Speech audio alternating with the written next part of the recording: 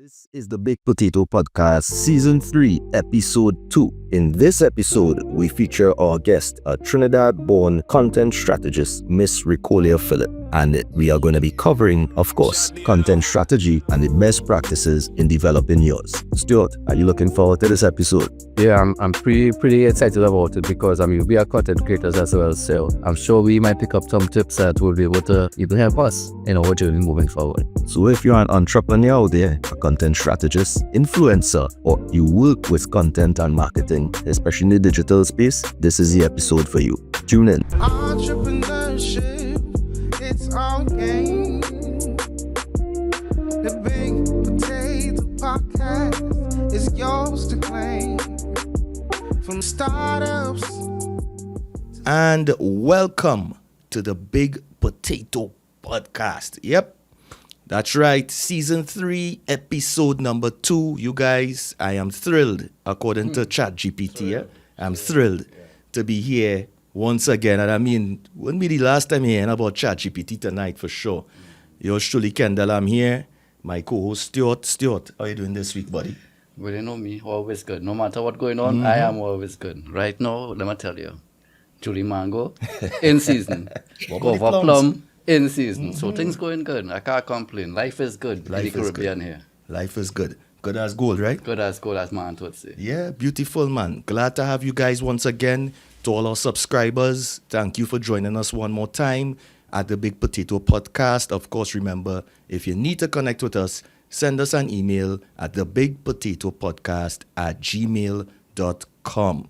Now, Stuart, episode 1 was excellent in this season 3. We spoke to Matthew Jones, excellent interview, and I mean, some key takeaways. So if anybody missed it, what they need to do, just go back and take in the episode. Yeah, it's on YouTube and Spotify, but it was good to come out in a new format. Yes. You know, felt a little different. I'm just being hidden away behind the computer, microphone alone now, camera, you know, we being seen by the people, you know, it feels a little bit more intimate. Yeah. So definitely, you know, we have to always bring it when we come in every episode.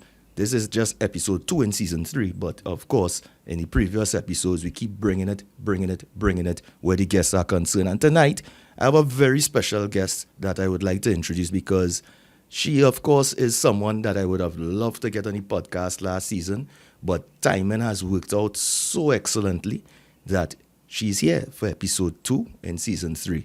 And just in case you're wondering about our guest tonight, she is a Trinidad-born content strategist, award-winning writer, and founder of Sister Isle Digital.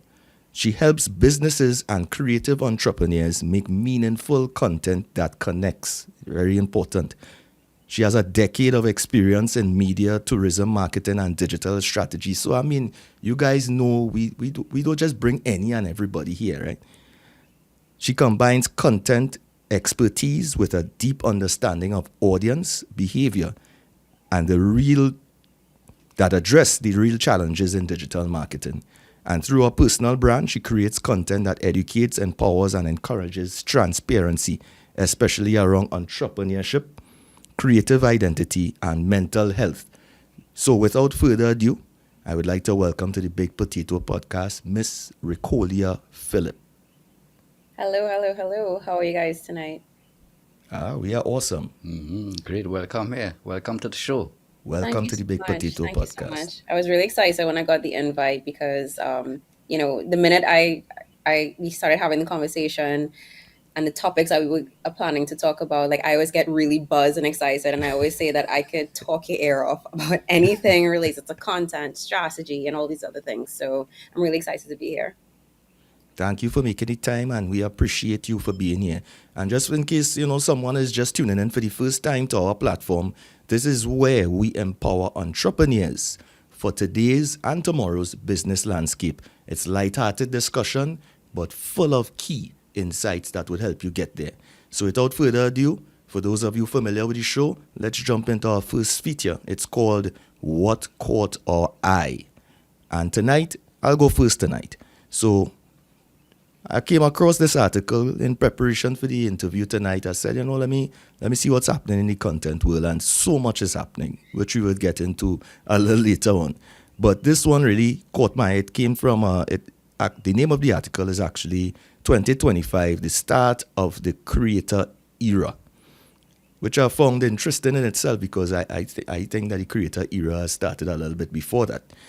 But it was on creativebrief.com, written by Thomas Walters, who happens to be the CEO of that company.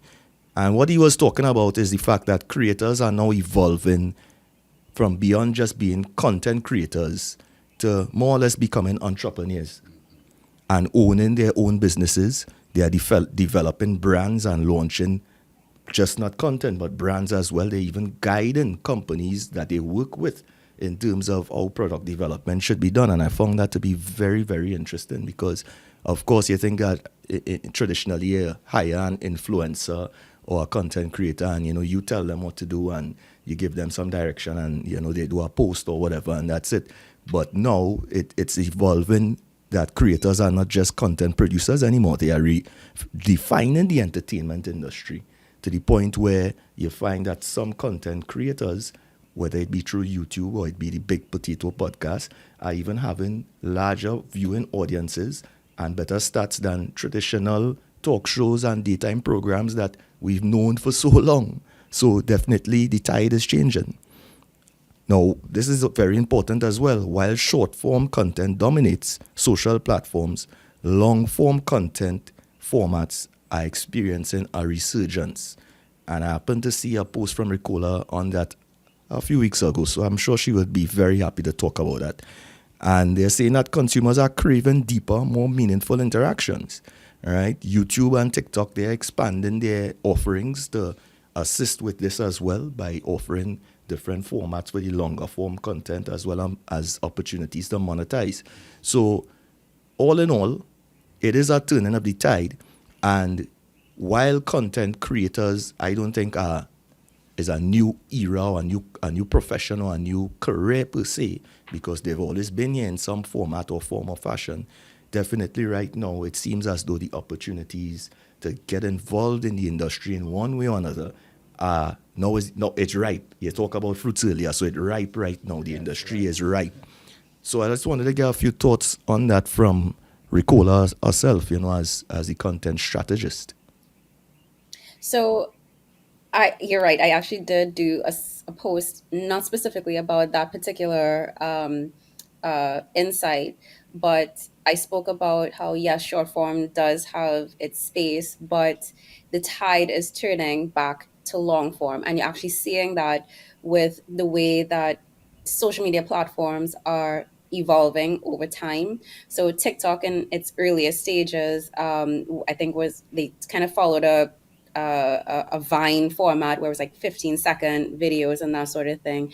But over time, you would notice that it started to go from 15 seconds to 30 seconds to 1 minute to 3 minutes to introducing live streams to now, I believe the last time I checked, you have like up to an hour long video that you can record.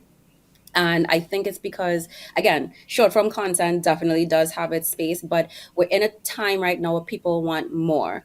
It's a great way to create awareness around who you are, but I think people want a lot more substance, especially if you are on TikTok as an educator, as a business or a brand or whatever the case may be. And again, it's a great introduction to what else you can offer.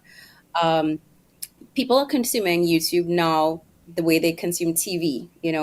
Up until just before we started recording, I was actually watching a YouTube video, something that was about like 20 minutes, and it's on my TV. I'm no longer just exclusively watching it on my phone.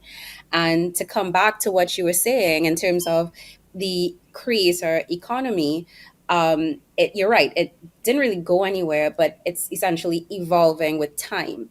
And coming back to what you were saying in terms of how creators are building businesses and brands and how they're integrating into companies and helping them with product development and all of that, it actually makes sense, because if you're going from, let's say, working and operating as an influencer, a lot of influencers started out by doing things on their own. They're buying products, out of their own pocket. They're experiencing things like for themselves before they get to the place of being paid to review things. And by that extent as well, because they are so they're building their skill set, whether it's in video creation, reviews, whatever the case may be. They're in the perfect position to really help a company to optimize what they're offering for the general public, because they're already doing that. They're already, highlighting certain things. They're already building their brand. So they're essentially utilizing and leveraging their experience and their connection with audiences to best help bigger businesses do that as well. So there is one particular creator that I know. Her name is Erin On Demand. I forget which state she's based out of in the States, but she's someone that has built her entire multi-million dollar business off of productivity and entrepreneurship. So she has a very large YouTube following over the years. She has shown people how to beat procrastination, especially as an entrepreneur, especially as a creative and all of that. In addition to, doing this sort of educational content, she has a lot of lifestyle content as well. And her audience has grown with her. Over time, she started introducing content featuring her personal life, like, getting married and life as a married woman and building a side business with her husband. Eventually, Right. her journey, as she was pregnant, had the baby and this and the other, while also building her business and showing the behind the scenes of how she builds her business. She's very transparent about that as well. And now she's in a position where she has essentially built an entire empire around productivity. And she does so much more than just do product drops and influencer style content and all of that. She's in a great position now to sell her own products as well, in addition to, yes, working alongside companies and businesses to better optimize themselves. So we're in a very interesting, exciting time where I think that creators are now essentially doing more than just saying, hey, buy this, or this is how I spent 10 days in, I don't know, London or whatever. But they're essentially leveraging their legitimate experience as creators, as entrepreneurs, and translating that into success for other companies and businesses. Fantastic. I mean, I feel like the episode is already rolling. Here, Stuart. Yeah. We fluid. We are already flowing like the river, I'm telling you. So, I mean, Ricqcolia mentioned it, the creator economy. Is that the new small business or entrepreneurial revolution? Well, when I listened to you describe the article, the contents of the article, I wasn't thinking small business. Large scale, eh? I started thinking Jake Paul. Yeah. Right, and look at how Jake Paul does it as a content creator. He driving sports, boxing, and then the other brother, Logan. Logan is the wrestler. No, Jake Paul is the wrestler. Logan Paul is the boxer. Right, so they, as content creators, energy drinks. Yeah. Sports, huge blockbuster sports events on Netflix with Mike Tyson you're fighting against. From being a content creator, you're fighting in the ring with Mike Tyson. Seriously? Yeah. So the era of the content creator really has begun. Yeah. And I think that's what came to my mind immediately. Yes, we are content creators on this level here. Many different levels to this thing, but when you said about who driving these things, remember the era of the celebrities, more or less people say the era of the celebrities is dead. Yeah. But these content creators are the new celebrities, you know? So Definitely so. that's where I started to think. The era is now. The time is now. You want your product to do well, bring on one of these content creators. Even on the local level, with our previous company I engaged some social media influencers, and you see the statistics, and it's overwhelming, and you get more bang for your dollar. Even on the local scale, with, I won't mention calling names but any one of the top influencers in Trinidad will give you a brand a boost. Yeah. You know, so I kind of want to interrupt you there just a little bit, because I'll admit I do have a bit of a love-hate relationship. I'll always say this. I have a bit of a love-hate relationship with influencer marketing, and I'll explain why.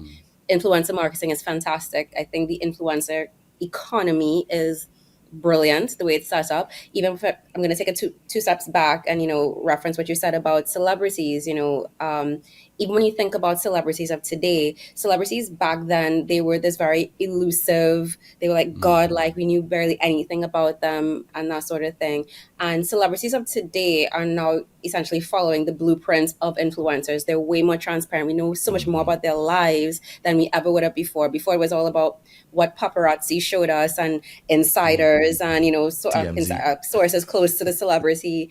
And now we're in a space where celebrities realize, the real currency is in the transparency and showcasing their lives and kind of pulling the curtain back into who they are and this and the other. So it really is an incredible shift in what we deem celebrity these days. Yes, But definitely. coming back to my love-hate relationship, I love what the influencer space can do, the kind of opportunities it can provide. The fact that we're no longer in a space of just the hard sell. We're crafting messages that are supposed to be and ideally aligned with, the value that people are looking for and all of that. There's a lot more honesty and, again, transparency in products. It's not just about, hey, there's a billboard, buy from me, and that sort of thing. Where the hate side comes in is that I think we're at an increasingly saturated space where people recognize, becoming an influencer can be a lucrative job to get into. And you have a lot more who are literally doing it for the check. You have some influencers whose social media pages look like a living billboard in themselves. It's sponsored post after sponsored post after sponsored post. Like, there's no level of connection or authenticity in it, and there's some faults on both sides in terms of, I think some people have lost the plot in what influencer marketing is supposed to be as influencers. And then on the other side, you have brands and businesses who are completely out of their depth in understanding what true influencer marketing is supposed to be. They have no real strategy behind what they're trying to get out of this particular campaign or partnership. They just see, this person has 10 followers. Let's just throw a bag of money behind them and to tap in, and hopefully we can get 10,000 followers worth of sales. And that's quite literally not how it works. You can tell that brands are not even doing their due diligence to just scratch the surface a little bit. Okay, someone has 10,000 followers, but what does their engagement look like? How many of these followers are bots? How many of these actually engage with said influencer? Does that influencer have even a track record of conversing? Influencer marketing is not just a matter of giving out free products and free trips and that sort of thing. At its core, influencer marketing is all about the ability to convert, whether it is in the realm of, brand awareness, whether it is to convert to sales, whether it's to drive traffic to your website, whatever your goals are. And I get so frustrated, and that's where the love-hate side of things come in, because companies are quite literally hemorrhaging money and seeing no returns.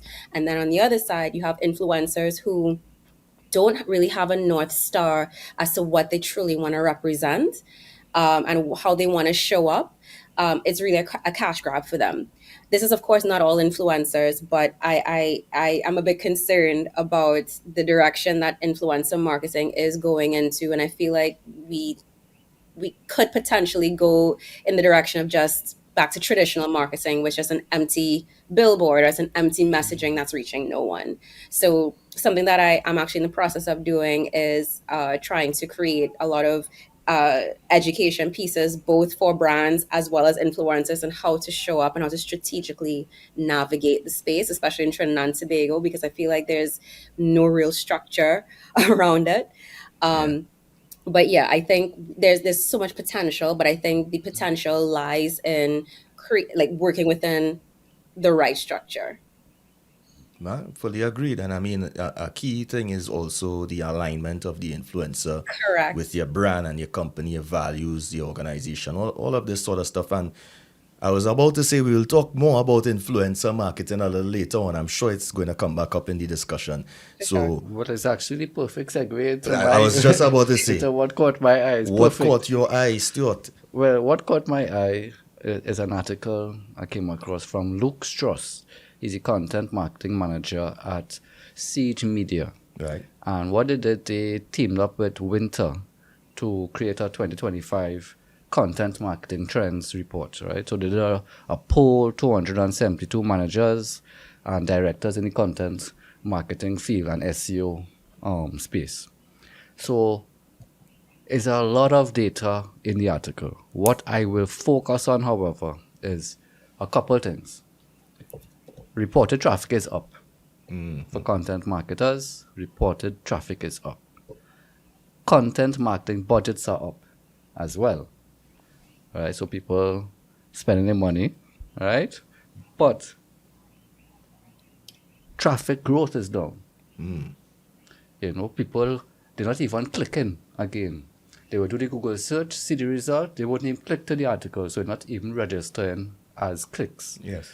So engagement may appear to be down. But what the main challenges and frustrations these professionals are saying, there are a couple of them which I will focus on. 77% of them are frustrated in terms of they can't find the right answers as to how to get their content to rank. 70.6% of them have concerns in terms of meeting the user intent and search intent. But the main thing is that 2/3 of them, 66.5% of them, don't even know where to put their marketing resources, which was basically what Ms. Phillip was saying there. The influencers locally and the companies, they just fishing wild. They just throwing out net and just trying to grab. They don't know. 66% of them don't know where to put their marketing resources. 41% of them have problems finding good writers. 31% of them are trying to reduce their page bounce rates. And 28% of them are trying to find high quality SEO agencies. But the main thing I took away from the article, again, this article is very in-depth. Yeah, a lot of stuff, a lot of stats and so, is the fact that budget's up, content is up, but the traction is falling. And my question is that because there's so much noise, so much AI noise? Right now you get AI influencers to do the work, So is what causing all of these inconsistencies? If these things going up, traction, well, I already explained to you why they say the traction is going down. And then the question is as to the AI. But the fact that people don't know where to spend their money, that's a major concern of mine. That's incredible. And Ricqcolia, I would love to hear your thoughts on this because you started speaking about it a minute ago in terms of companies literally hemorrhaging money. And I'm thinking that this is a reason why as well, at least one contributing factor. Correct. I agree with you. It is a bit concerning that a lot of them don't even know where to put their marketing spend. I think it could be multiple factors. There are so many moving parts in the marketing space, especially in the digital and content marketing space. It could be, yes, AI could definitely be a part of it, but then we also have to consider AI in what capacity. So it's kind of hard for me to just say it's, AI and AI influencers, because when you have platforms or like search engines like Google that are doing its due diligence to essentially scrape and monitor and ensure that the content that is being ranked is not AI content. So like they're in a position now to essentially spot and identify AI generated content. They're actually penalizing websites and de-ranking them if they can spot that it is essentially AI generated. So it comes back to in what capacity is AI the competition? I think what tends to happen with some businesses or a lot of businesses is, and it comes back to they struggle with where to put their marketing spend. They are not essentially equipped, or they don't know where to even begin when it comes to strategy. So we're in a very busy space compared to, I think, the golden era of traditional marketing. I'm not trying to take away from it and saying it didn't have its own challenges, but the digital marketing space is so dynamic and so fast pacing, and things change almost daily at this point where you have to kind of like be not just on it, but ahead of things. Trends change so quickly and this and the other. You have to essentially constantly be on the pulse of knowing and intimately understanding what your audience wants, what makes them tick, what would create that level of engagement for them. And unless you have like a really massive team where you have people who are just completely dedicated to audience engagement and, you know, even like customer psychology, which is its own thing by itself. If you're just not equipped for these kind of things, then yeah, you would struggle. And sometimes it could be a bit of, you know, shooting in the dark in terms of trying to figure it out. But at the same time, I don't think people should be, or business owners should be, sort of crippled in thinking, well, I don't have this massive set of resources in terms of companies and I can't do this.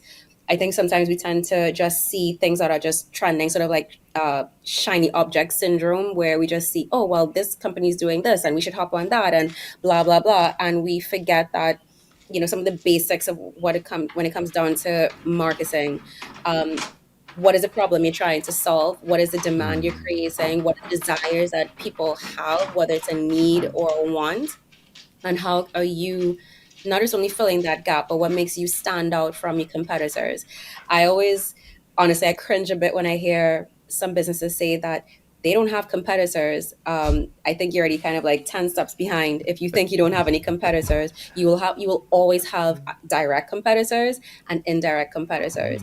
The direct competitors are the ones that are literally in the space offering exactly what it is you're offering. But then you have the indirect competitors who may not necessarily offer exactly what you're offering, but they're within that range or within that, you know, Threat or substitute. general environment, and they have the potential to essentially, you know, outrank you in terms of offering. And it's not always just about staying ahead of the competitors, but just that general awareness and also really understanding intimately how people think and how your customers think as well, and showing up at those touch points. So it goes way much further than just saying, I have this, I'm selling this, it's a great deal. Okay, everybody's offering a great deal. How exactly is this helping me? How exactly is this fixing a problem? How exactly is this fulfilling a need? How exactly is this different from ABC that are offering the same thing? And, you know, I think just the absence of not showing up at those various touch points is possibly what could be contributing to the struggle in terms of the ranking, in terms of the lack of engagement, in terms of all these other things that you just mentioned, missing on all these different touch points and the entire ecosystem that comes along with it. And that's why I love doing content marketing, because I'm able to directly see where all those gaps are. And you know, I love creating like that level of strategy to show up in all these different spaces that, you know, people tend to miss. Strategy. Perfect. Yeah. It's my favorite Strategy. word. Yeah. And you know what's my favorite word, right? Yeah. Opportunity. Opportunity. And that's all I'm hearing thus far throughout this well, it seems like the whole podcast already. But throughout this segment, because even in what you mentioned, there seems to be huge opportunity for persons like Ricqcolia, who are experts in content management and content strategy and so on, to get involved and to assist entrepreneurs and companies with stuff like this. So perhaps you may be a successful content marketer out there or strategist out there. You've been doing it for yourself, probably for your own brand, and you have been able to figure out how the dots connect, right, on your own. And now you're seeing where opportunity exists that you could assist even larger organizations or other entrepreneurs with this. So as we go along, I would say the opportunity will exist once the market understands exactly what said there. Because if they're just operating with, no, it's just copy and paste. Okay, brand X doing that, copy and paste what they're doing, change up some things, and we come with our campaign. We did it our way. And ours would always be better. And ours will be better. You know, we're real innovative. Yeah, yeah. But I'm tired of that word innovative. I feel like that was so much meaning at this point. Yes, no one knows what innovation is again. Yep. You know? But I agree everything you said there. Yeah. So definitely, you guys, that's how we wrap up this our first segment. What caught our eye? Brought to you by IBOMAQ. Remember to check them out for all of your business consulting needs. Whether you're seeking guidance or solutions for your business, we're here to help. Contact us via IBOMAQ868@gmail.com. That's IBOMAQ868@gmail.com, and let's discuss how we can collaborate for your success. And we're back. Welcome back to the Big Potato Podcast. It has been, I would like to say, intense and rocketeering episode so far, because we're definitely shooting off asteroids all around with insights tonight. Our special guest tonight, of course, is Miss Ricqcolia Phillip, and she is doing an excellent job so far. So I am eager to get back into the conversation right now. And I mean, we're talking about content marketing, content strategy, and all of these buzzwords, right? I would like to call them. And earlier I would have mentioned, I don't think that this is a new industry. So Ricqcolia, I mean, tell us a little bit about how you would have gotten into content strategy. I know you have history in journalism and all these other things, but what was that transition like for you? Well, before I even get into how I got there, I think that I've been really privileged enough to get into this space, because the end goal of where I am right now is essentially an amalgamation of all of my years of experience working in content and all of these different areas and niches.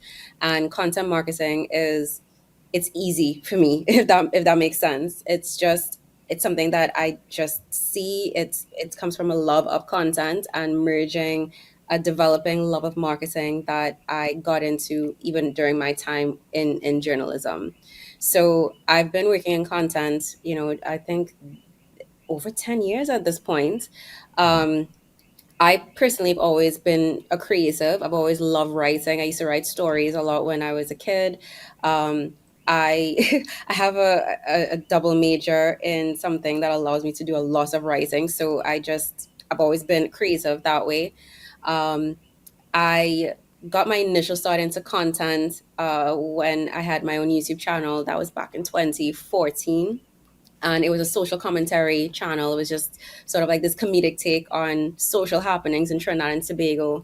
And that actually, endeared me to getting my start in journalism. I actually was the face of Loop News. So when Loop News entered into the Trinidad market, my job essentially was to be the face of Loop. So I served as journalist, yes, but because Loop was a very brand new entity, digital news was not a thing back in 2015. My job was essentially to create that awareness around what digital news was. I was covering stories across, all spectrums. This was hard news, politics, finance, sports, entertainment, lifestyle, travel. Like, I did everything. And it was really a crash course into not only journalism, but learning how to be agile and pivot and creating that eye for finding a story beyond the story. And because we were in a digital space, we had this open plan office in Loop, where all of us, were just churning out stories, and we had this huge screen in the office, and we had this analytics subscription that allowed us to really see how our stories were performing in real time. So, and because Loop was there was the website and then there was the app, we would be able to send push notifications on stories, and you can see almost immediately when that push notification went out. And beyond just when it went out, you can see how people were retaining on the story, because it's one thing if the story went out by a push, but were people actually opening it and reading it? Were they staying on the website and this and the other? So that was my first insight into not just the digital marketing side of things, but understanding consumer behavior. We could see at a glance how long people were spending on average on websites, and not just on the website, but specific pages where people consuming more entertainment versus lifestyle versus hard news, what time of the day they were consuming most. if, let's say, one particular piece of content did well, we could see, okay, well, there's an opportunity to expand Of course. beyond that particular subject matter and, dive a bit deeper and that sort of thing. We were also responsible for scheduling out our own stories, and on social media that would have been both Facebook and, well, not necessarily Instagram. Our marketing team really handled our Instagram, but the goal was essentially to be always on. So we were scheduling stories, throughout the day, and we were monitoring engagement. We were monitoring the best times to schedule certain stories and that sort of thing. That was my first introduction to digital marketing. And again, not just creating content, but then thinking strategically about the kind of content to create and best optimize for our audience. Around that time, personally, I was ramping up my travel and lifestyle content, both on Loop as well as, just personally, and my personal stuff as well. I always love travel. And I did a feature that got nominated and I ended up winning that award through the Caribbean Tourism Organization. And that opportunity actually allowed me to be given an offer to become the digital content manager for Tobago Tourism Agency, which essentially handles the Visit Tobago brand, which is the sister brand to Visit Trinidad. And I got the opportunity. I also got the opportunity literally months before COVID. My job was essentially to create the content strategy, and showcase the best of the island and why you should visit Tobago and this and the other. And I got the job around the time when travel was a non-essential. No one can come into the country, no one could come out, and that sort of thing. And that, again, agility, learning how to be agile. I had to think about ways to essentially market a destination digitally in a time where the entire world was not only shut down, but the overall human sentiment was dark, and there was all Doom this and death gloom. and desolation and all of that. How do you market something in an environment like that? So thought about it, and I ended up creating two main campaigns. The first one was Dreaming Up Tobago. I recognized that, we, of course, people can't come to the island, but at the same time, people were looking for pockets of happiness and normalcy and feeling human, in the face of all of this destruction. So I crafted this campaign called Dreaming Up Tobago, where the messaging was very specific. We know you can't come right now, but let's recall the happier times. Share your memories of Tobago, whether you're from Trinidad, even Tobago, as well as our target markets, which was Canada, the UK, and Scandinavia. And it essentially was a campaign that was supposed to be 100% user generated, where people can go through their phones and go through their cameras and that sort of thing to recall their memories of the last time they were in Tobago and talk about their experiences. And of course, there was a bit of an incentive that, depending on what it was, they could have won a trip to Tobago when the time was right. So a lot of the messaging as well had to be very careful. We were not trying to say, well, screw COVID, but we understand this is a hard time. When the time is right, we're here with you. We understand and this and the other, but let's just enjoy some moments of happiness. And that essentially we got a lot of various video recordings, as well as, again, user generated content. And I was compiled into one overarching video, and it was posted on YouTube. I don't remember the exact numbers, but it got tens of thousands of views on YouTube without any advertising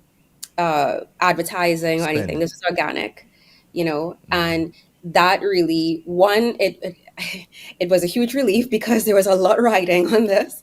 But beyond, any like personal successes and all of that, it really just allowed me to recognize that marketing is more than just saying, hey, we're offering something.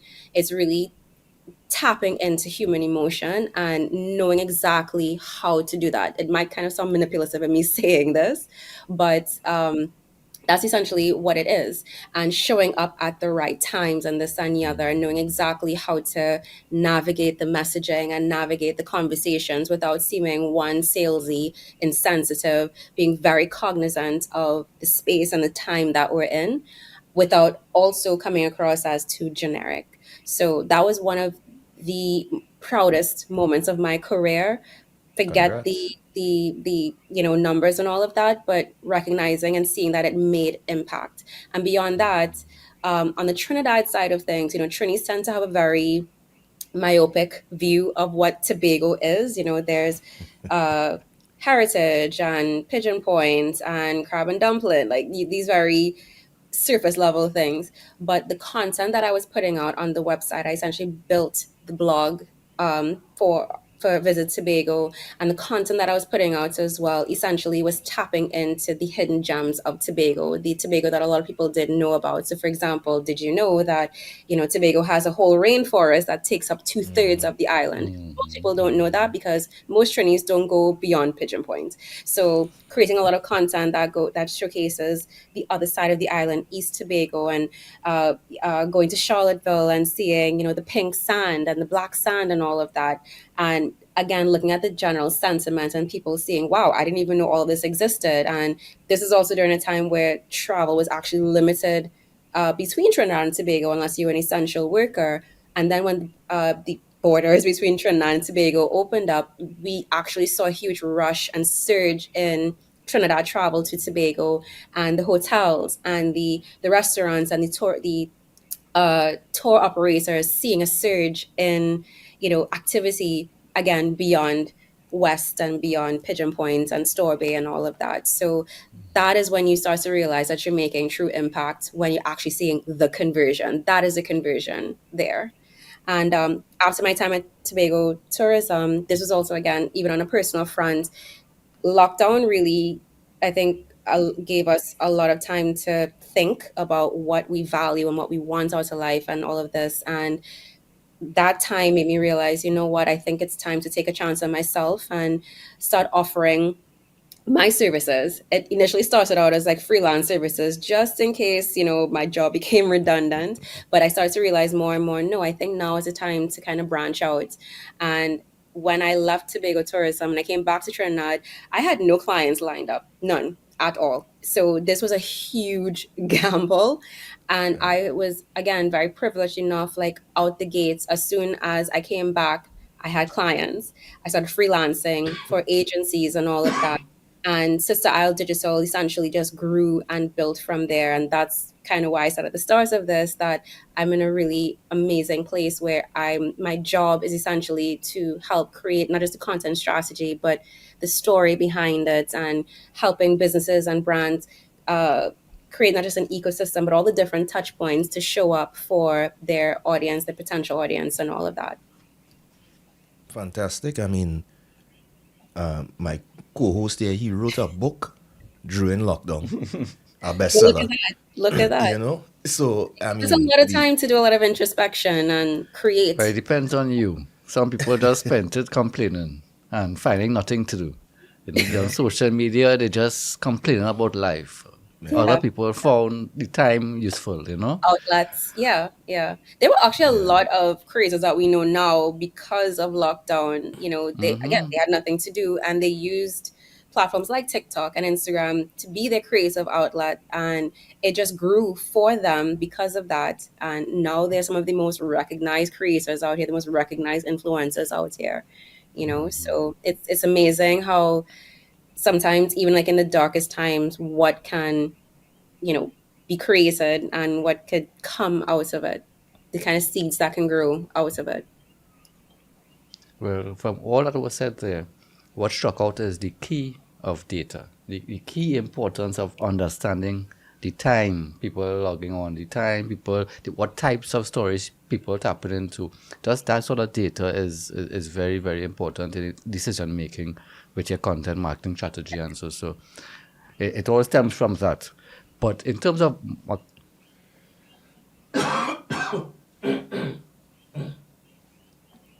sorry, I know. I'm not vent here, so I feel just monitoring, but we should be good. Sorry about that, folks. No worries. No problem. All right, I just had to come back with it. So my question would be, for the entrepreneur that's now starting up, the early stage entrepreneur, what do you think they should focus on? They'll have limited budgets. They won't be able to afford that level of data research and data mining to get the key information. What should they focus on starting a business?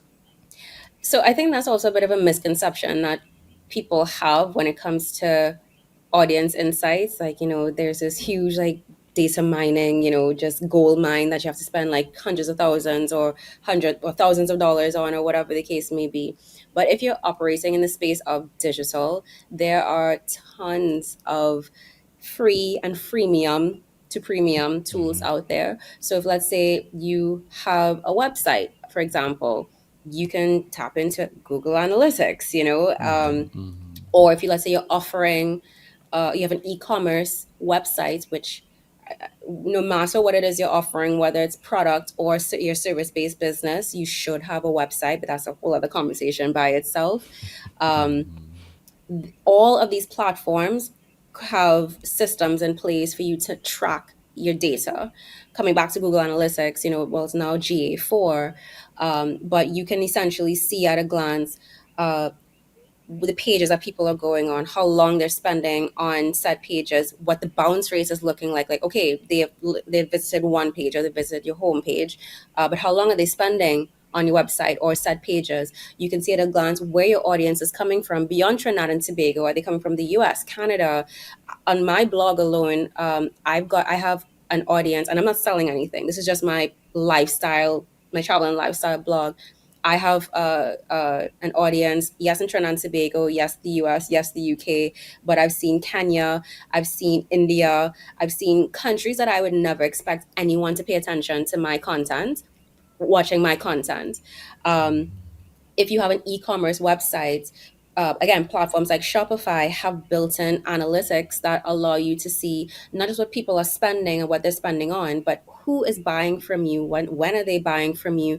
You have all these different audience sets and subsets, so you can essentially start with the basics and understanding what your audience profile or profiles, because you can have more than one customer type, what that looks like, and use that as insight to leverage your offering as well.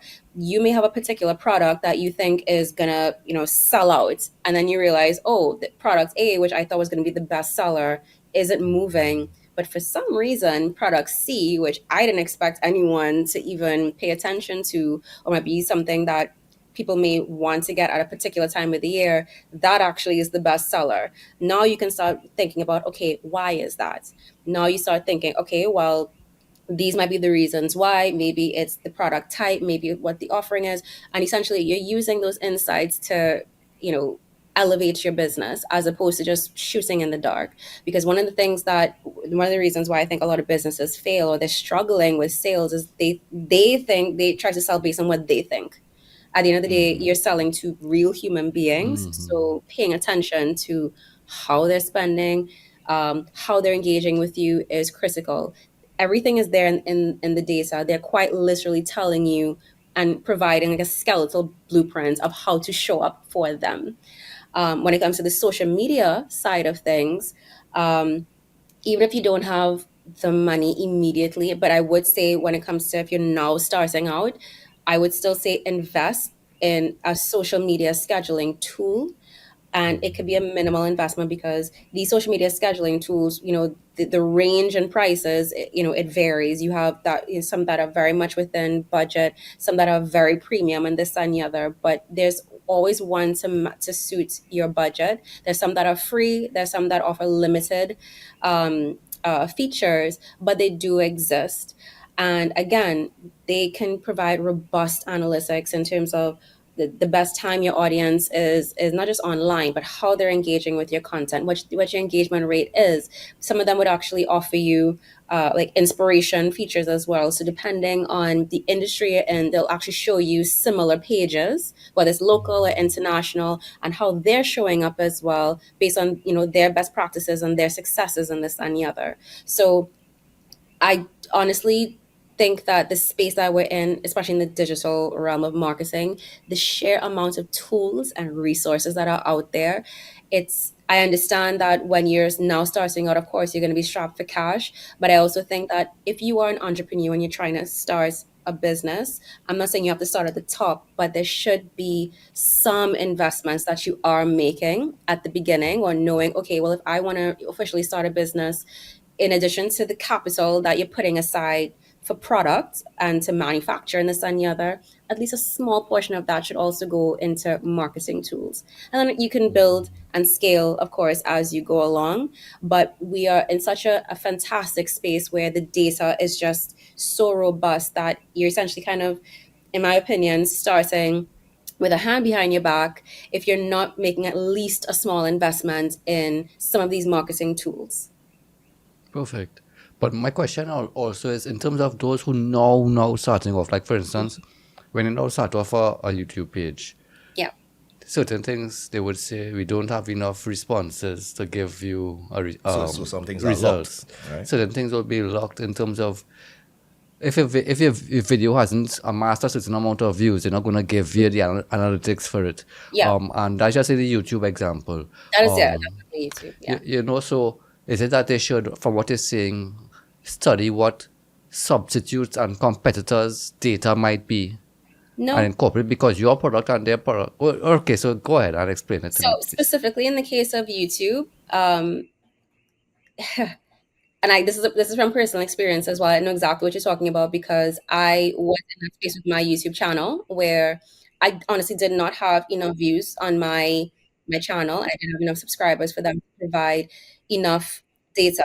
And it's not necessarily like a sort of like an incentive to spend money behind certain things. It's simply a matter of there just isn't enough data or numbers for them to work with to provide a comprehensive analysis of how your content is performing, who your audience is, and this and the other. It's sort of like saying, okay, well, let's create an analysis based on engagement of the three of us. That it's simply just not you know.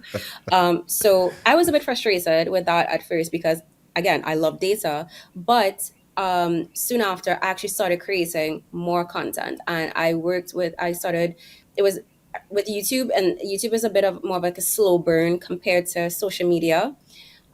There's so much more that goes into YouTube compared to a reel or a TikTok or a static post or whatever the case may be. There's so much more that you have to pay attention to in terms of their algorithm, how their search works. And also, just side note for anyone who's listening who may not know, YouTube is actually a product of Google. So it also means that they're working with Google's algorithm as well. And I'm sure if you were to do any Google search for anything these days, in addition to website results, you're also seeing YouTube results and video results, whether it's shorts, whatever the case may be. They're essentially working in tandem. So the content that I started creating, I started to be a bit more consistent with my content. And I was also in the actual video utilizing specific keywords and in the description and in the hashtags and all the things on the back end that you have to do to create the YouTube videos, like all the information you see like at the bottom of the video. I was a lot more intentional as to the words that I was saying to ensure that when people were searching, the likelihood that my video was showing up was, would essentially, I'd show up for them in that way. I was also utilizing social media to drive traffic back to the YouTube. I also have my blog, so I was using that as an additional touch point. So if you didn't see it on YouTube, you're now seeing it on the blog. That's direct traffic there. I also have a newsletter. So again, if you happen to miss it on YouTube, miss it in on social media, miss it on the blog or whatever, there's another touch point for you. And with that strategy, the more I did that, the more I started to see engagement. I started to see my subscribers go up, and that unlocked that barrier in terms of we don't have enough data to present to you. So and this is where I come back into saying that the investment is key. I'm not saying you need to try and find like an angel investor of $1 million into your business. But again, there are so many tools out there that allow even any entrepreneur, small business owner that is starting from zero to show up. And we're no longer in a space of I don't have enough resources in the sun yet. Like the information is out there, the resources are out there. You just have to do the necessary homework and research to figure out and navigate. Okay, well, what are the best ways that I can do this on a very limited budget? So one of the things that we actually are going to do probably in the next segment is ask you to give us a very simplistic, again for starters, content strategy step by step in terms of going through that. So Okay. I would come back to that a little later on. But before we move off of metrics, what do you think are some of the maybe the top 3 to 5 metrics that anyone starting off in content should really be measuring? And speaking here, obviously, digital content, because that's the conversation we have in here tonight. So that question is a bit layered only because the types of metrics that I would recommend that people or business owners look out for highly depends on the channels as well as the space that we're in. And what I'm referencing is, are we talking about social media? Are we talking about websites? Are we talking about even YouTube? Are we talking about newsletter? Because each of these digital channels have their own, I wouldn't even say like differing metrics, but think of it in the same way how the way Instagram operates is a bit different, how TikTok operates, which is a bit different, how Twitter/X operates versus LinkedIn. It's within the same universe, but the metrics and the way how the personalities of these different platforms vary slightly. So it's not necessarily a one size fits all if I'm Right. going to be recommending metrics to look out for. If, let's say, we're looking at your website, which again, highly recommend all business owners start with. A lot of them start with social media first, and then eventually they may move on to having their websites. And even then, it's not. I feeling attacked. I'm feeling attacked. I feeling attacked. I apologize. Yeah, yeah. But just We're going to have our website soon, Ricqcolia, okay? We're going to have our website soon. just for clarity, why I'm saying that, I always tell people this: your website is your owned channel. Your Facebook is, you're on borrowed land on Facebook with Mark Zuckerberg. You're on borrowed land on Instagram with Adam Mosseri. You're on borrowed land and time with TikTok. Through ByteDance. ByteDance is who owns Right. TikTok. And if, let's say, Mark Zuckerberg or Adam Mosseri from Instagram decides, you know what, this freeness, I don't want to do that anymore. Let's put a paywall behind Instagram and Facebook. They can do that. Yep. If Adam Mosseri decides, I'm bored with Instagram, I want to shut it down, what happens then? Compared to your website that you build, this is your own channel. No matter what happens with TikTok, Instagram, LinkedIn, whoever, your website still exists. When we've had these constant outages with these different social media platforms, and people are losing their minds because in their mind they're like, oh my god, lost sales for the day or 2 or whatever the case may be. If you had a website and if you built that proper digital ecosystem, Instagram could be down for the next week, but you're still making your sales because your newsletter is still running, your website, your e-commerce website is still running, your ads are still running, so people True. are still seeing your marketing efforts regardless of what's happening over on Instagram. So that's just that quick insert there. I always say that your website is your house, and all these other things, your social media, your newsletter, your ads, whatever, they're just essentially vehicles driving back to your home, which is your website. But coming back to your original question, if we're looking at metrics, one, if we're looking at your website, your average time or duration on a web page. So again, if you're redirecting people to your website via whatever channel, how long are they spending on it? Are they spending, let's say, 3 seconds on a page or on your homepage and then they bounce out? That is essentially a bounce rate. You want people to spend time on your website. You want people to look at not just one page, but they're like, oh, there's this one product or this one service. This is interesting. Oh, and this is this as well. Let me check that out. Just go down the line. So average time session or time duration per session, every time you visit a website is considered a session. Right. If you're noticing that people are not spending enough time on your website, it also means that, okay, well, Is it the layouts? Is it the content? Is it the way things are setting up? You want to start looking at, what is causing people to bounce out. You want to look at other things like your bounce rate. That's actually the second one as well. Those are two like interconnected. Something else you may also want to pay attention to is sorry, I just lost my train of thoughts. Hold on. Right. The other thing you may want to pay attention to is the type of audience that you have as well. So sometimes you may think that your audience or your top audience may be in a particular location or whatever the case may be, but then we start looking and realizing, oh, my actual audience spends most is from here. You can now use that data to sort of redirect and spend more time in targeting them directly. Right. So that's just like a couple of metrics you can pay attention to for your website.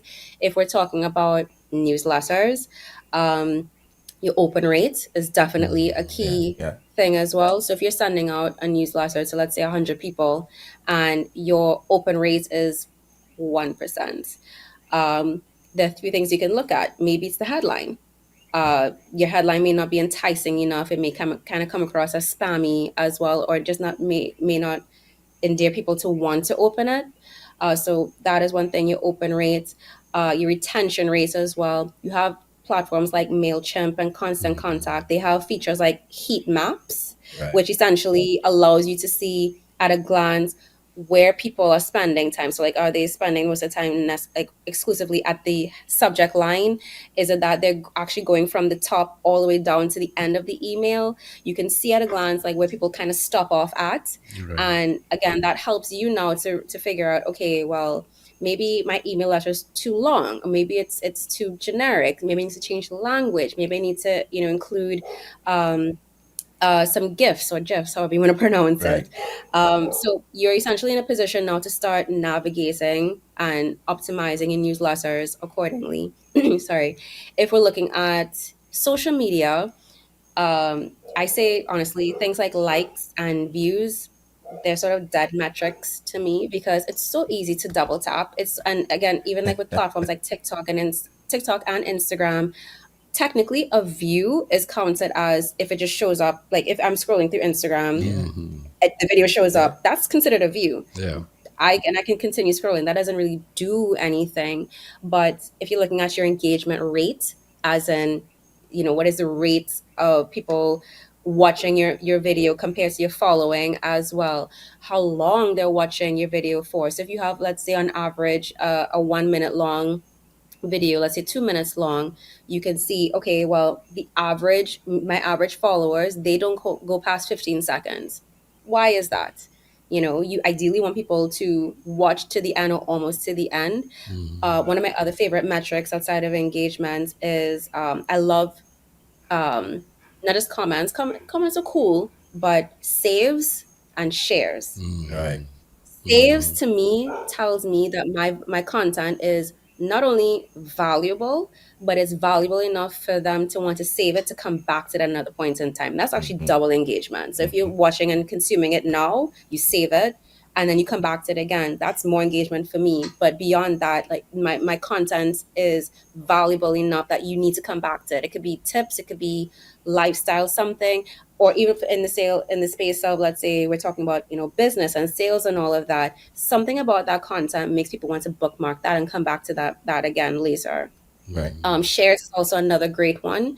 It's more than just sharing, let's say, back to your stories in the case of Instagram, or feed, let's say on Facebook, but shares also goes into DMs. So when you think about people in their groups, because I'm sure you have, our group chats within Instagram, TikTok, WhatsApp as well. I'm sure you guys have gotten a lot of video and a lot of content either from Facebook, TikTok, Instagram, though all of that is shares. And it's a fantastic indication that this particular piece of content is so valuable that I want to go outside the platform and share it on WhatsApp and all of that. So it also creates further reach beyond the platform that you're posting on. So engagement and engagement rates, retention rates as well. How long are people spending on your content? And it doesn't only have to be video. It could be your slides as well. Your your shares and your saves. Those to me are invaluable pieces of engagement there to pay attention to. And that's why I don't really care about likes anymore. I'd rather you not like it and you save it and you share it. Exactly. You're really amplifying the message further. Be an advocate. Yep. An evangelist. even. Correct. Correct. That is what you're looking Essentially for. an Brand content. evangelists, Yeah. advocates. Yeah. And a Correct. share does that is cross marketing. So if I have 100 people following me on my platform and you have 100 people, Yep. and you share to your 100 people, that is what I didn't do. Exactly. And you didn't even like it, right? Imagine that When you you think didn't about even the like it. amount of group chats that people have as well, like that's Oh, yeah. gold. Mm-hmm. You know, I know we all say like we're kind of fed up with these group chats, but when you think about it, it is essentially a lot of free advertising for you. Easily. Easily. So, I mean, the conversation is flowing beautifully, I must I say. agree. We hardly have to ask questions. Yeah. You know, we have the questions listed here, but as you go through your dialogue, you're pretty much answering the questions before we even ask them. And that's the type of episodes I love. Yeah, I agree. So, on that note, we take a quick break. And when we return, we are going to find out more about your content strategy and how you can improve it. Stick around. From Ibadan to Helyard, from slavery to independence, learn how Helyard, the Trinidad All-Stars, created the Trini identity and how that was leveraged for our independence. Get your copy on Amazon now. Welcome back, guys, to the Big Potato Podcast. What a invigorating episode we're having here tonight. Season 3, Episode 2. Of course, yours truly, Kendell. I'm here, my co-host Stuart, and online with us is Miss Ricqcolia Phillip, a content strategist, amongst many other hats that she told us about tonight. So, brand new feature this season. Would you rather? And you know we can't leave Ricqcolia out of that, right? So, Stuart, what do you have in store tonight? All right, so I have a tricky question again. Now, would you rather triple your content budget or triple your content team's productivity? Ooh. That's a hard one. But I would say productivity. And the reason why is you can have all the money in the world, but if your team isn't creative, agile, productive enough, that money kind of goes down the hole. Okay, perfect. Agreed. I would have to go with productivity. Yeah, I guess it was a simple question. Well, I mean, Because I for mean, what it's worth. for if it is you're getting 3 times the amount of productivity, then each dollar should give you 3 times the amount, True. right? So you better fix the productivity side first, Yeah, and then agreed. get it 3 times the money. Agreed. Agreed. The productivity is what, as you said, that's what brings in the money. Yeah. So okay, I guess it was too easy. Probably. So, I mean, let me try one then. All right. So, would you rather work with a brand that pays well, extremely well, but stifles your creativity, or one that pays modestly, but gives you basically free rein? I would prefer to work with a brand that pays modestly but allows me to be fully creative. Because one, I believe in working with a brand that is aligned with me and how I want to show up. And they trust that the reason they want to work with me in the first place is because they like and trust in my creativity. And they're giving me the reins to essentially craft that message alongside their brand.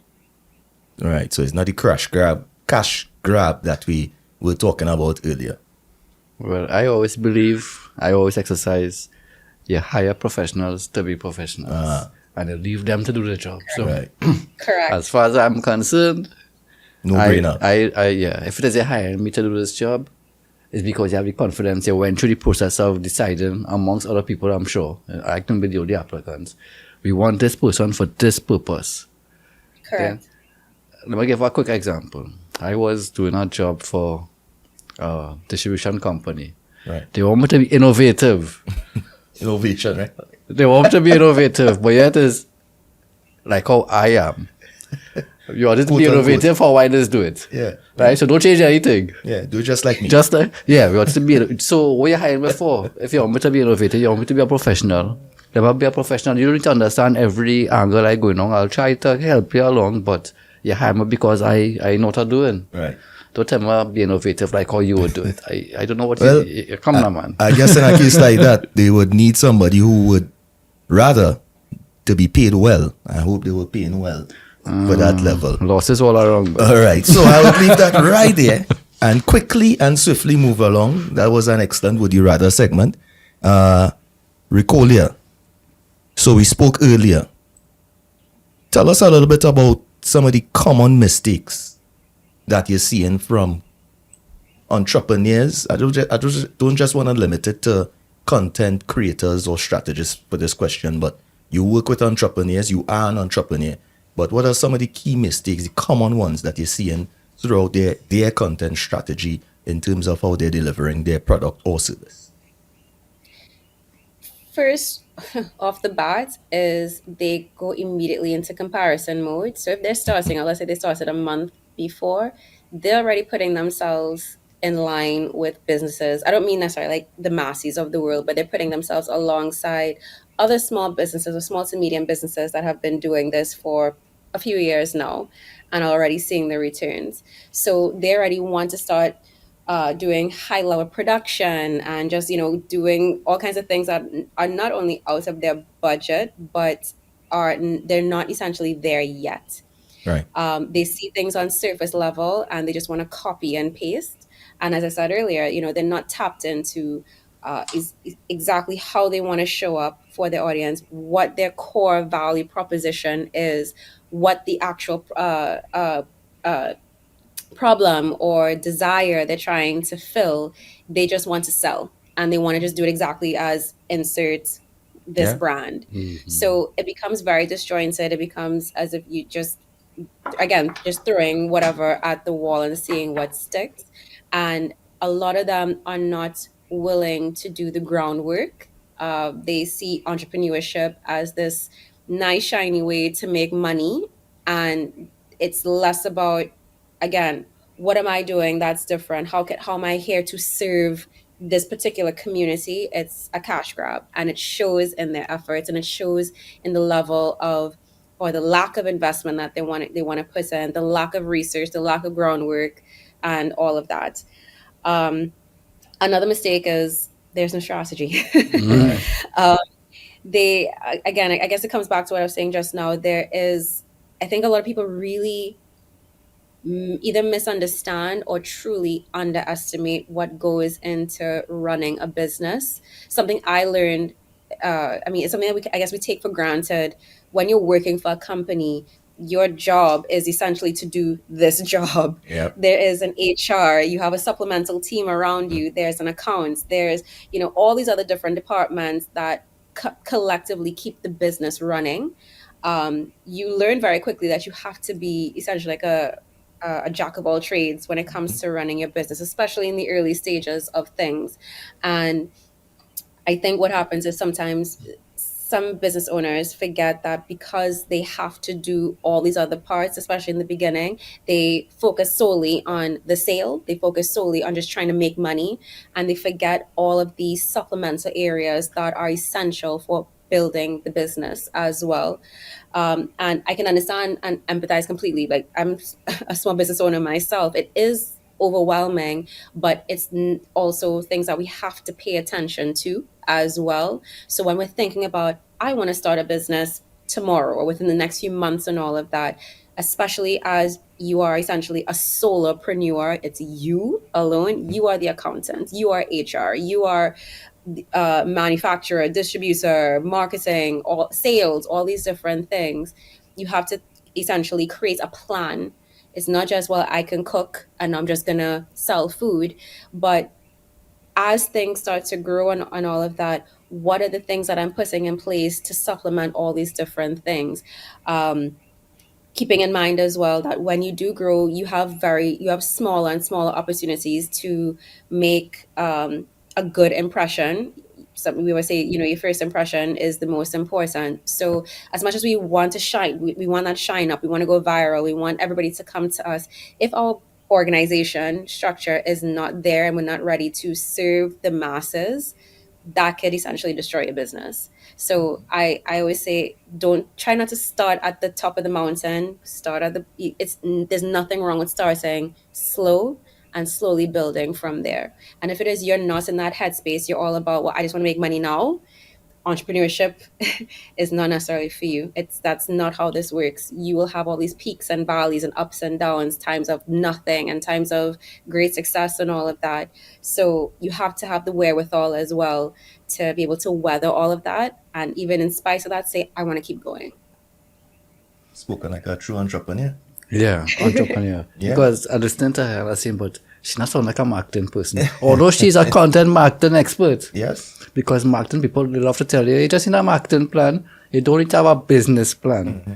So, yes, there's a lot more than just the sale. You try to structure your business to sustain itself, So, Correct. it's Scale. And scale. But my question is, what should be in the startup's calendar, the content calendar for like the first 90 days? We're talking like digital marketing here? Yes. Or, okay. Again, that's a startup in like the previous question, So of course, I would say we can start with introducing the brand, so beyond just the products, what is your brand? What do you stand for? Why are you here? Why are you here to serve? And this and the other. You can implement your products in between, but what is the story of your brand? I think we're in a space right now where honesty and transparency are so welcomed. One mistake that I made with my business with Sister Isle is I tried to separate Sister Isle Digital, and it's the marketing for that, so far away from my personal brand because, I didn't want to mingle the two. I figured people care about content marketing and digital and, they don't really care about all the other stuff. And I was struggling with that for a long time. And it took me a long time to realize that part of the reason why I have been able to grow my business and scale my business is because of me. Right. It is my journey to getting here. It is my time working in content in all these different spaces. And people trust me because of all of that. And I've been finding a way to blend the two. And that's something that I wish I did from the beginning. But if you're in this small business space and you're now starting out, yes, by all means, talk about your products and all of that, but talk about as well why you're doing this. I have an old friend of mine who is an engineering major, civil engineering major, and her business has nothing to do with engineering. She is a very successful esthetician and makeup artist. And a lot of people would never know that about her, but it kind of makes sense in terms of like the science behind certain things. But if people hear about your story, people are intrigued and they want to know why are you here, and what sets you apart and all of that, and they grow with you as well. Coming back to my original example in the beginning, Erin on Demand, her audience grew with her. And they were able to they start to trust her. They like her personality. They can see her experience. They can tell she's genuine about everything she does. So by the time she's now selling products, people are like, sign me up. When, where, when is it launching? And that sort of thing. So I think starting with your story and using your story alongside what you're offering, I think is a great engine to really endear people to not just get to know you and trust you, but by extension buy. And you're showcasing your experience as well. So again, if you're a makeup artist and you're selling products, people can have an idea of things that they may not necessarily know about. So if you're actually creating makeup products and you're talking about, hey, this is what goes into creating a lipstick or creating a blush and that sort of thing, and these are the safe ingredients that we use, and this is how we do it for if you have acne prone skin and this and the other. You're showcasing your expertise as you're essentially marketing your business, and people can see, okay, this is how she creates this. Oh, she creates a product that is made for acne prone skin. I have acne prone skin. I'd be more intrigued to learn more about your product because you're creating something that is specifically made for me, as opposed to another business that's saying, hey, we have a product for skin. And the price. you know, and it may not necessarily even be the right Yeah. thing for my skin. So I would definitely say start building your story from the beginning, as alongside your subject area expertise, and those two would naturally help sell the product as well. But I heard the word expertise multiple times there, which brought me to the Google's assessment, their algorithm, EEAT. Right? So you have to show that you have expertise, you have experience, you have authoritativeness and trustworthiness. Yep. And then they will elevate your content. So Okay. Correct. expertise is key. The master of the definitions, folks. Mr. Stuart Fortuné. Showing up as And usual. that helps you rank. That definitely helps you rank on Google the more you put that out. Yes, it does. Yeah. Yeah, and I mean, you heard it there. So what I heard there was some personal branding. Mm-hmm. I heard some storytelling happening there, and thought leadership, Yes. right? definitely. In terms of your expertise and delivering that. And I mean, I guess it's a good time now to talk about the creation of a successful campaign, because that's exactly where we are right now. And as you said, you start with your story, and you start with some thought leadership. You give a little context, a little background. Up to now, we haven't really put a product or a service out there with a price list. All right. So where does this come in? How does it connect now with all that you've done, all that you have already created, or I should say, put into your content strategy? Are we missing anything thus far that we starting off, and we taking tips here too? This is our consult for the Big Potato podcast. I'm sorry to let you know that it's a free I don't one mind for giving tonight. It's fine. Okay, so we're talking about creating a campaign, Yes.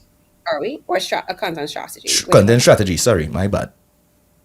Okay, so the first thing I would start with is, what are your goals? And this may sound super generic, and I think it's one of those small things that people miss. They want to do a campaign, they want a content strategy, and this and the other, but sometimes they forget to align it with what their goals are. And it doesn't have to be like all your company goals, forever and ever, amen. But if, let's say, you have a particular goal for a particular quarter, whether it's a new product launch, whether you are trying to enter into a new market. Let's say you are trying to, you realize, you know what, we are trying to, I don't know, increase sales around a particular product, whatever the case may be. I would say use whatever your overarching business goals are. Ideally, you should have, particular goals on a quarterly basis, annual basis, however you want to do it. But that should directly inform your content strategy. And even if you want to take it, at an annual basis, then the content strategy can be broken down into quarters, saying, okay, well, we're going to start at this base. We're trying to tackle these specific business objectives between the first quarter of the year. Depending on how things go with that, we can now move into phase 2 to, tackle the next set of business goals. Depending on how things go, you may realize we need more time to really flush out and to really get the results we want for the goals for quarter 1, and you can keep going from there. Something I always tell people when I'm doing a content strategy, I always give them the heads up that content strategy is not set in stone. It is very much subject to change. I always say it's a living document, because at the end of the day, we're essentially providing, or I'm providing, a thesis on how we should structure things, how we should essentially work out this particular plan. But it's also highly dependent on how it's received. And depending on how it's received, we can now adjust accordingly. So it's never something that is just set in stone and, we can't adjust accordingly. But yeah, we should always start with trying to align with whatever those high level business goals are, and then breaking out from there, like, okay, well, what should the content look like as a result? What are the touch points that we want to capture with these company goals and this and the other? And this is why building out your ecosystem is also very essential as well. I'm not saying that you can't see returns if if you're solely on social media at the moment, but the more you build out your digital ecosystem, your website, your social media, your newsletter, your Google advertising, your paid advertising on a whole, all these different touch points, the more opportunity you have to essentially attract a wider network of people. And not just a wider network, but essentially showing up at all the different spaces and essentially meeting them where they're at. Right.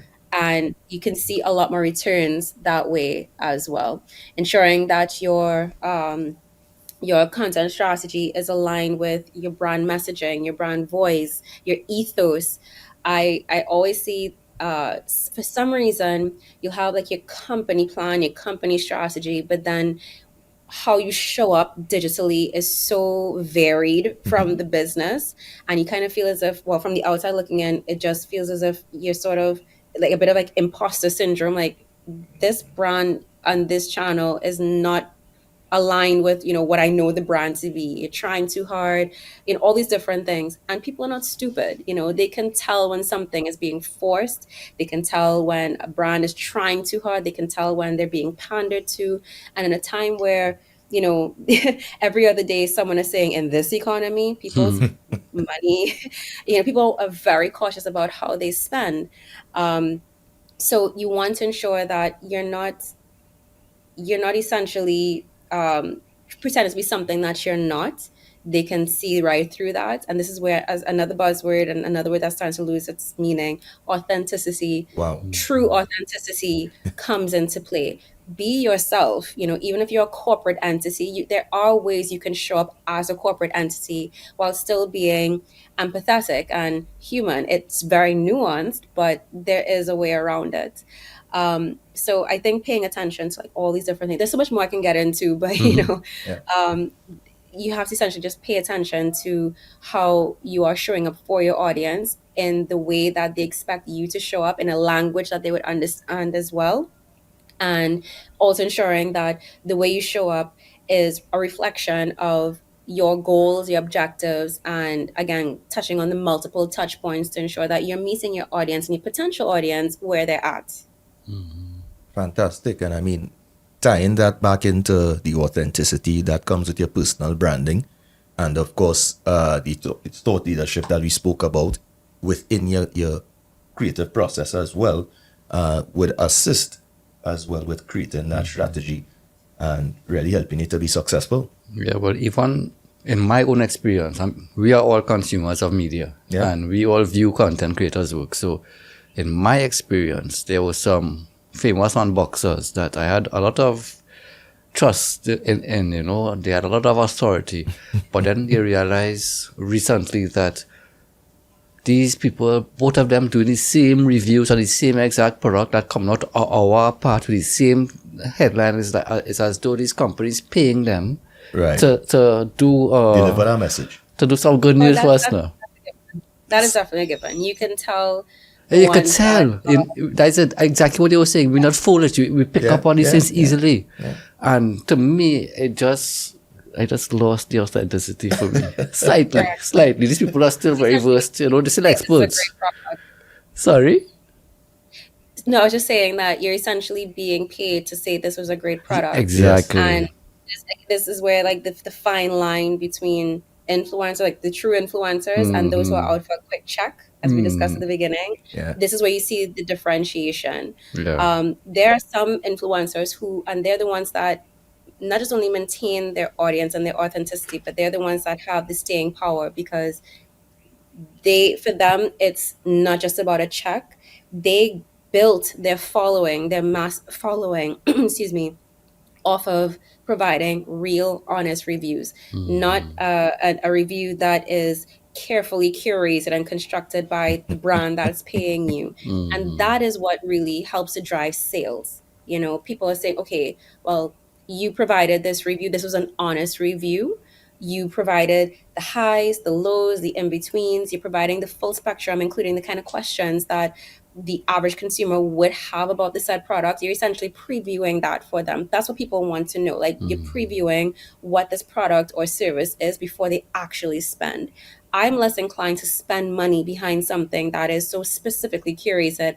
You're telling me this product has absolutely no flaws. Yeah, exactly. Right. Perfect. That's impossible. Yeah. That's impossible. Yeah. So when I can tell when someone is authentically providing an unboxing, a review, or whatever their take on it is. And I'm more inclined to, one, watch that full review, and two, more inclined to spend on said product because I understand the ins and outs of everything before I've even spent one dime. And that is really where the true value of conversion comes into. Agreed. Well, I would just end with what Lorenzo, one of our past guests, would have said. Trust is currency. So I'll just end with that. Correct. Beautifully said. Correct. And I mean, as we are wrapping up, I feel as though I could be a content creator. I feel as though I am a content creator. You actually are. This is content creation. Exactly. Yeah. And I feel more, how to say, probably a little more motivated based on this conversation tonight, a little more inspired by Ricqcolia in terms of some of the stuff that we spoke about that validated some of the things that we are doing here on this podcast with our content, but also, more importantly, some of the things that we could now introduce into our strategy as well. And I really want to thank Ricqcolia for that. It has been a wonderful discussion. Before we close, any final thoughts, any words out there for the current content creators and even those who would be looking at this episode, because we do target a Gen Z audience as well. And, you know, that is where content creation is happening, right?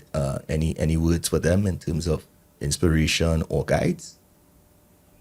Yeah, I would say that don't look at what everyone else is doing. I mean, yes, you can look at certain things in terms of best practice and that sort of thing, but what makes the content creators that we all know and love shine and see that level of success and all of that is them. It's not them following a formula, whether it's their personality, whether it's a particular way they shoot their content, whether, you know, it's their humor or their storytelling skills or whatever. This is what, you know, really sets them apart. So instead of looking at your favorite content creators and influencers and trying to copy that and try to, you know, essentially be a copy and paste, really think about what is it about you that could endear you to your audience? You know, is it, again, the way you shoot content? Are you really great at video and your editing skills are unlike anything that anyone else has ever seen? Lean into that. Is it that you have a very dry, humorous take on life and, you know, life situations and all of that? Lean into that. Whatever your thing is, that is what will set you apart. That is what helps you build your audience, because we all want community. We all want to find people like us, and the world is really waiting for you to, you know, lead that community. So lead into that. Perfectly said, and an excellent way for us to end tonight, particularly in you saying the world is waiting for it, because we sometimes have this tendency to think we live in this Trinidad and Tobago, I don't want to say this little dot, but it's a great country, and we are limited by our borders. But where content is concerned, I think, as was well ventilated in this conversation, it goes globally. Correct. Using the internet, right? Using the digital world. Exactly so. So, Ricqcolia, thank you very, very much for sharing what you are clearly very passionate about. We continue to to wish you well, and I guess that is also important for content creators. You know, do and produce content that you're very passionate about on topics that you're very passionate about. You know, and we do wish you very well in your future endeavors and current endeavors as well. And just like we tell all of our other guests, we will have to bring you back. So in Trini parlance, we will have to bring you back. And a lot of things we didn't get to cover. Yeah. We definitely will have to, because, and I mean, this is a fluid conversation, because content is something that is, this is the realm that we live in. So definitely later on in the season, hopefully we can have another chat and do an update to help our entrepreneurs out there in terms of their delivery of content, their management, and their strategy. So thanks again. And Stuart, any final words, bro? Well, we might have a whole different conversation next time, because SEO and these best practices change all the time. Yeah. So we might be saying today, this is the strategy, and then in 3 months, well, that was the strategy for 3 months ago. But moving forward, this is the strategy. So it is fluid. Correct is right. So my folks, thank you very much for tuning in to the Big Potato Podcast. This is episode number 2, season 3. As always, do well. Entrepreneurship, it's all game. The Big Potato Podcast is yours to claim. From startups to scaling up, we cover it all. So don't mess up.